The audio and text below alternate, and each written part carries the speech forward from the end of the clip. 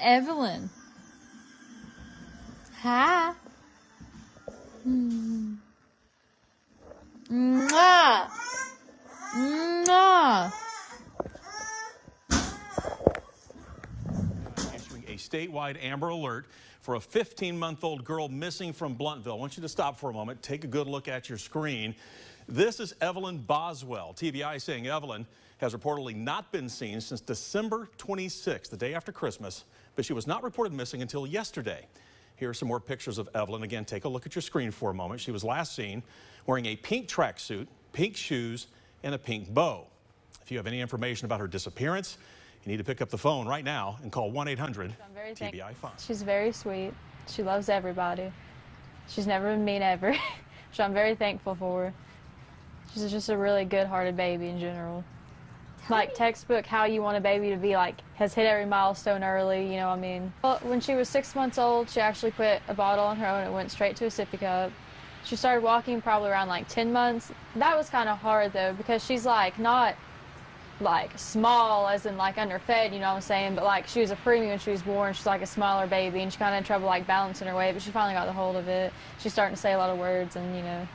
Tell me what kind of things she likes to do. What kind of, is she into any certain TV shows? Only Baby Shark. We went to Texas to see her dad, Ethan, and she slept the whole way there. Like I had to make her wake up to eat and stuff like that, and that's like a 24-hour drive there. So let's get into the last time you saw her. Tell me what that time was like and when that was. Well, actually I want to talk about that. I've told TBI where to find her in Mendota. My mom took her to a campground and a silver camper, and if they don't go tonight, I'm going to go find her myself. Because I've told them, and they're not really, like, taking it seriously, and if they don't go tonight, like, I will go myself and go get her. Tell me about the last time, though, that you saw Evelyn. Tell me what you guys did and when that was. We went to go out to eat, and then my mom came and got her. She was wearing a little hot pink tracksuit with a matching bow and little matching shoes. And was this December 20, like, right after Christmas? A little bit before Christmas.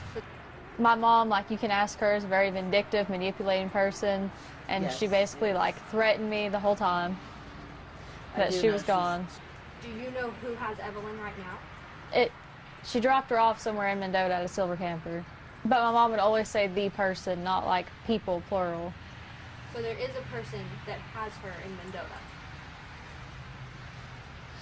They're not taking me seriously, TBI isn't, because I've not fully told them. I've been like, hey, like my mom camped out at Mendota, you want to go check them out, but I've never been like specifically, hey, she's not your silver camper, because my mom did threaten me, like, you know, if I told anybody. I'm not going to get into that, but she did. So your mom has had Evelyn the whole time?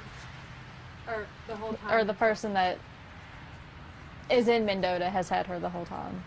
Tell me why you let your mom take care of her. Did she take her from you that night? And well, she was just supposed to babysit her. You had to go to work. Because I was going to work. And then when did you know that something was wrong? Well, whenever, like, she picked me up Wednesday, and I told her, like, hey, they're doing a press release about the Amber Alert thing, and then she freaked out, and that's why they couldn't find her. Like, nobody talked to her for days until they arrested her. She just kind of, poof, gone. But she kept trying to take me to Mendota, and I kept asking. I was like, oh, are you taking me to Evelyn? And she would never tell me yes or no. And I was like, well, if you're not, I'm just calling my police station, come and get me, like, I'm not playing these games with you. And so tell me, the day that you dropped her off with your mom to let her babysit, was there anything off about your mom that day? Did you have any suspicion that she was going to take your child? No. Well, I called her, and she was just like, oh, she's safe, like, you know, that kind of thing. And then she started threatening me, which, like I said, I'm not going to get into, like, everything she threatened me with, you know, because I'm just not, but... Obviously now that you believe you know who has her, what do you have to say to them? To just bring her back. Look in her camera. I just want her back, that's all I want. I've been so long without her, and I know a lot of people are like, oh, why didn't you report it missing earlier? Because my mom threatened me, and I just want her back. That's all I can think about is how much I just want her back. Talk to me about when you had the indication that she was missing and something was seriously wrong. Just when she left and took off, and just to answer her phone. Talk to me about why your dad made that report. Because he was talking to my mom the night before, and he was like, oh, well, if she doesn't come home, I'm going to call. And she was going on, well, you're going to regret this. Like, I'm going to have to leave and never be able to come back. You will regret this. Was there a reason that you know, you didn't make the call and it was your dad? Because Mom kept threatening me if I made the call. Well, you said that you've had some issues with your mom in the past. Was there a reason you decided to let her babysit her that night? I know that, you know, you said that you had Well, some she's issues. my mom. I wanted to trust her. Sheriff Cassidy told the media on Friday, I was there, that you were giving conflicting statements. Because I wouldn't necessarily, I was trying to protect my mom, maybe in hopes, oh, well, she'd just tell them where Evelyn was, but obviously she's not going to. So now you're coming out and you're saying this is the honest truth, that you know where she is. I know she has to be in a campground in Mendota with somebody. And Mom told me that they had a silver camper, and that's all she would tell me. Are you cooperating as much as you can with TBI and the Sullivan County Sheriff's Department? I am. But just tell me, you know, how so are you, constantly on the phone with them, talking to them about the tips, anything like that? Yeah, and I've looked into stuff online myself, like, you know, people are, like, circulating pictures around me, like, oh, this is Evelyn, you know what I'm saying, and, like, that kind of thing. But no. And, like, Saturday, nobody would answer me, and I blew all their phones up. And every chance they've let me be up there, I have been up there. And Wednesday will be a week since the Amber Alert went out. Tell me what you're thinking right now. I just don't know if the person who has her is, like, maybe scared that they're going to get in trouble. But they won't. They just bring her back. What are you thinking about her current status right now? Do you think she is okay? Do you think she's being taken care of? And what is your message to authorities right now? To the TBI, Sullivan County, and all of the sheriff's departments and any authority that's working on this case? Just that if they don't take it seriously, what I just said, I will go find her myself. They've told me before they'll arrest me for tampering with evidence, and I told them on my phone, I was like, I don't care if you arrest me for tampering with evidence. If you go up there, I'm going to tonight. Do you have a message to the public? Don't stop until she's back. They need to stop reporting, like, psychics, for one, like, come on. You know what I'm saying? Because that just wastes the TBI's time when they could be actually trying to find my daughter. Instead, people are like, oh, well, this lady did tarot card reading, like, you know what I mean? I feel like that just takes away from the time of, like, them actually searching for my daughter. I'm just happy that people are coming together to try to find her. Because the main important thing right now is the baby. I'm just happy that people are trying to find her. Have you been in contact with her father, you think? Yeah. He's actually trying to get leave approved right now to come up here and try to, you know, help find her. What is her relationship like with him? She's only been around him a couple times because from where he was in the Army. And what is your relationship like with him? Do you keep in contact with him? Well, yeah, we have a kid together. You know what I mean? Did you notify him when you knew something was wrong? Mm-hmm. Why do you have multiple social media profiles is one that we've been getting a lot. Because I break phones a lot, and I forget the password. I'm not going to lie to you. I'm really bad about remembering passwords. Now I have them all set to one, but, you know, up until that point, I just, you know, I just couldn't remember the password to them. So I'll just make a new one when I got a new phone. Tell me why you wanted to come out today and speak with us. Just to talk about Evelyn, and, you know, if TBI doesn't go find her tonight, I'm hell-bent on going myself. And that's the truth, one way or another. This is a really big case, and a lot of people have a lot of questions surrounding this. Is there any other message that you want to send to anyone?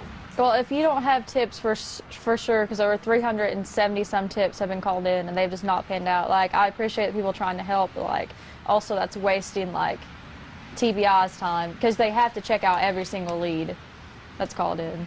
You know, obviously it's been a long time since you've seen her. Are you worried about that, about reuniting with her? No, because I love her. I know she loves me. And do you think she's been taken care of well in the time that you've missed with her? I hope she has been. Tell me what the first things you want to do with her. I'm just going to hug her and not let her go. Wow. Like, they'll have to pry her from my arms. Literally, because I'm just not going to let her go. Probably going to sing Baby Shark to her.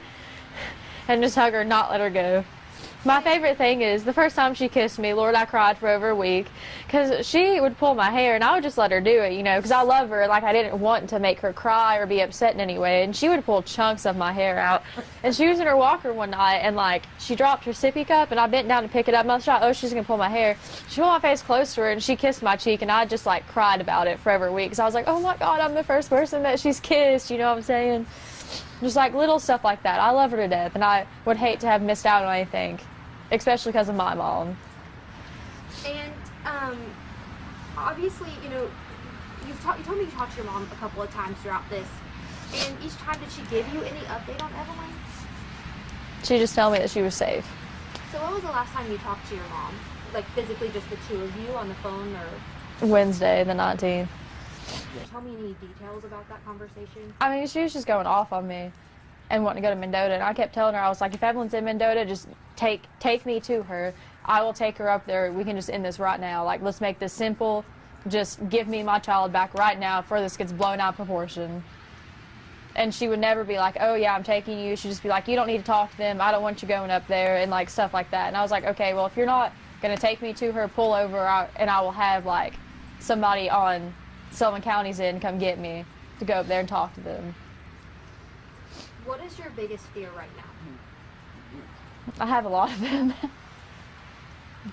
Just that I don't know that maybe they won't find her tonight, or, you know, maybe they don't find her tomorrow. Maybe it's weeks from now before they find her. You know, the people aren't going to be like, oh, well, like, I'm not giving her back because I've kept her for 2 months. This is my child now. Well, still, I'm just worried that they're going to be angry about that. You know what I mean? Right. She just needs to come home. Exactly. She's been away from her mom for long enough. So, I know there are a ton of social media rumors. So if there's anything that you wanted to set straight that I'm not aware of, I will. This is Gypsies are not a cult.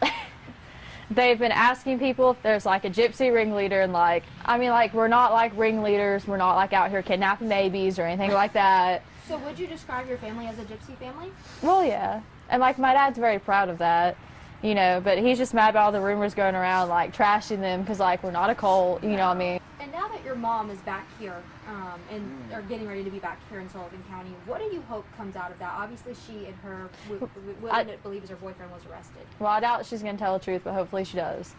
For Evelyn's sake. Not even for her sake at this point. Just if she hears this, I hope you tell the truth for her sake.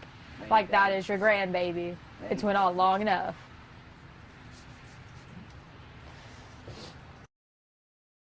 Agents with the TBI, FBI, and Sullivan County Sheriff's Office are in Wilkes County, North Carolina, questioning 2 people in connection to the disappearance of 15-month-old Evelyn Boswell. Evelyn is still missing. She was not in that BMW. Earlier today, the Sheriff's Department in Wilkes County stopped that silver BMW that authorities had been looking for. They took the couple in for questioning. That statewide Amber Alert still in effect. Authorities were notified Tuesday of Evelyn's disappearance after her grandfather contacted the Tennessee Department of Children's Services, saying the family had not seen Evelyn since early December. So many questions remain unanswered. I just want her back. That's all I can think about. Is just getting her back. I love her and I miss her, that I'll be with her as soon as I can get to her any way I can. That's Maggie Boswell's message to her daughter, Evelyn. She's a happy baby. She hardly ever cries. She wants to wave and talk to everybody. She walks funny. She doesn't know how to pick her feet up. Evelyn has been missing since December. But Boswell says she knows who took her. You do know who has her. Are you worried about her safety? Well, the reason I didn't report it or anything is because I knew the person who had her, and I didn't want them to run away with her. And as soon as they thought anything was going on, they just kind of vanished. So I'm just worried about, you know, like where they're at, what they're doing with her at this point in time. Boswell wouldn't reveal who took her daughter, but says they were watching Evelyn while she was at work. They should just bring her back. They obviously know, like, what's going on, and, like, you know, they need to bring her back home. When did you realize that they had completely disappeared? So in a way, I knew that as soon as anything went down, you know, the person was going to just disappear, and they have. And they've tried to find them. They won't answer phone calls. They've just kind of disappeared. Boswell admits she'd do things differently if given a second chance. Yeah, I probably called the first day. I should have. But I just didn't want them to run with her like they have now. In Sullivan County, I'm Maria Roberts, Fox 39, News at 10. This afternoon, the grand jury of Sullivan County returned a true bill, a presentment, charging Megan Boswell with a total of 19 counts. There were 2 counts of felony murder, 1 in perpetration of aggravated child abuse and 1 in perpetration of aggravated child neglect. 1 count of aggravated child abuse, 1 count of aggravated child neglect, 1 count of tampering with evidence, 1 count of 12 counts of false report, 1 count of abuse of corpse, 1 count of failure to report a death under suspicious or unusual or unnatural circumstances. Baby Evelyn's body was found on March 6th. Since that time, my detectives, TBI agents, and the DA's office have worked tirelessly conducting interviews, combing through evidence, and establishing a timeline in order to determine the circumstances leading to baby Evelyn's death. As a result of false information given by the defendant, along with misinformation circulated in the community, there's been a lot of confusion in the case. I want to be clear when I say that after an extensive and thorough investigation, other individuals were eliminated as suspects, and Megan Boswell became the sole suspect in this case. My office has received dozens of calls and messages over the last several months from concerned residents wanting to make sure that we had not forgotten about baby Evelyn. I assure you we haven't and we won't. As we struggle to attempt to understand why or even how someone can harm an innocent child, we will never know, because thank God most of us are not wired that way. But we can certainly try our best to make sure that those responsible for these incomprehensible acts are held accountable. Today's indictment is the first step in assuring that that happens. Our hearts and prayers go out to the family and friends who love baby Evelyn, along with the many citizens who, like us, developed deep-seated love for this sweet little girl. She didn't deserve this. No child does. And that's why we will continue to work to pursue justice in this case. It's the best and most important thing we can do to honor her memory. We now move to the critical role in our system of working with General Staubus's office to engage the courts and provide the proof that so many have worked tirelessly to collect. We are deeply grateful to this team of professionals for the determined and methodical investigation. Her 15-month-old baby appeared in court this afternoon. At Megan Boswell's hearing today in Blountville, a judge heard arguments over whether certain photographs could be used as evidence and shown to jurors when the case goes to trial. Megan Boswell's accused of killing her then 15-month-old daughter Evelyn over 2 years ago. Now she faces 2 counts of felony murder and is accused of lying to investigators. Her daughter's remains were found on a family member's property. In today's hearing, a forensic pathologist said Evelyn's cause of death was asphyxia, and a TBI agent said her body was found inside of a trash can in a playhouse. Ansley Daniel has been in the courtroom throughout the day monitoring the graphic testimony. Ansley, let's go through the developments that came out of the hearing today. Well, Josh and Sarah, a lot of information came out of this 3-hour hearing today that detailed the photos of the night that Evelyn was found. Now, the purpose of today's hearing was to decide which photos could be used in trial. They weren't shown today, but were only described in testimony. That testimony, though, revealed that Evelyn died of asphyxiation or suffocation. The state did bring in a forensic pathologist to explain how these photos reveal her cause of death, along with how decomposed her body was when it was found. It explained that Evelyn was found inside of a playhouse, but that her body was wrapped in aluminum foil, then inside what is described as a thick fleece blanket. She was then put in a trash bag and placed upside down in a garbage can. What's really important for me was to show the placement of the foil and how tightly actually one can see the outline of the head and upper body with the foil being attached. So it's not crumpled foil from somebody, I don't know, barbecuing or doing something and then putting it next to the child. It's actually wrapped around the upper part of the child. The photos also show indentions on Evelyn's head and body from the foil and blanket, and show that her body was in a position the pathologist said wouldn't allow her to breathe. The court did have to take a recess before getting deep into that testimony today because Megan Boswell hadn't seen the photos before today's hearing. She was visibly crying when she walked back into the courtroom this afternoon. The pictures that we went back and went through are very graphic and just very disturbing. And, you know, she reacted the way I would expect any of us to. You know, it was very upsetting. Unfortunately, I've had the opportunity to look at those pictures over and over again. The photos weren't the only point of contention today. Court started by Boswell asking for a new attorney. She and Sproles told the judge that they are not on the same page when it comes to this case, and that all came to a head today as he said they weren't able to effectively prepare for this hearing. The judge denied that request, but said that could change depending on how they work together in the future. The judge only decided to omit a handful of photos from the trial. He said in his eyes, especially after today's testimony, they are all relevant when it comes to finding out what happened to Evelyn Boswell.